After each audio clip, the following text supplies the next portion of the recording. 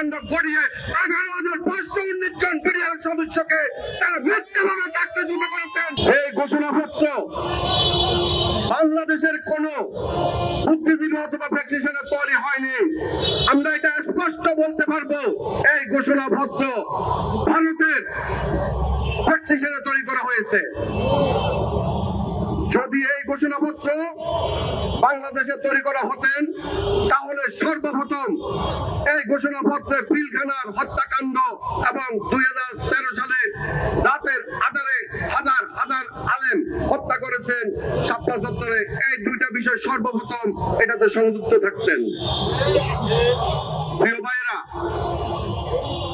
2009 সালে পিলখানাতে একটা পরিকল্পিত হত্যাকাণ্ড ঘটেছিল। সেই হত্যাকাণ্ড তৎকালীন সরকার শেখ হাসিনা সহ তার দোসরেরা এই হত্যাকাণ্ড ঘটিয়ে 11,519 জন বিডিআর সদস্যকে তারা মিথ্যাভাবে চাকরি জমা করেছেন এবং জেল জমের অত্যাচার স্বীকার করেছেন। এবং এখনো পর্যন্ত আমাদের অনেক ভাই বিনা অপরাধে কারাগারে বন্দী অবস্থায় আছেন। আমরা স্পষ্টভাবে জানাতে চাচ্ছি, আমাদের কারা বন্দী ভাইদেরকে অতি তাড়াতাড়ি যেন কারাগার থেকে মুক্তি দেওয়া হয় এবং তার সাথে সাথে 11,519 জন বিডিআর সদস্যকে যেন চাকরিতে পূর্ণ বহাল করা হয়। এই বিষয়গুলো সম্পূর্ণ ঘোষণাপত্রে আসতে হবে।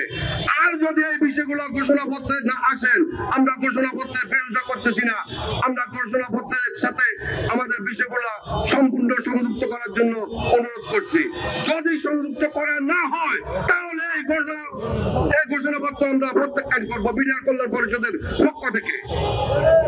প্রিয় ভাইয়েরা, আমাদের ভাবতে আশ্চর্য লাগে, এখনো পর্যন্ত সরকারের বিভিন্ন জায়গায় আওয়ামী দূষণেরা গাপ্তি মেরে বসে আছেন আর উনারা আঙ্গুলের ইশারা দেশ পরিচালনা করছেন। আমরা তাদের পরিচালিত হয়ে যাচ্ছি। আমরা স্পষ্টভাবে বলতে চাচ্ছি, এই ঘোষণাপত্রে পিলখানা হত্যাকাণ্ড এবং শাপলা চত্বর 47 এবং 18 কোটা সংস্কার আন্দোলন প্রত্যেক বিষয়গুলো এই ঘোষণাপত্রে সংযুক্ত করতে হবে। না হলে আমরা আপনাদের সকল বিষয় দেখার পরে আমরা রাস্তায় নামতে বাধ্য হব।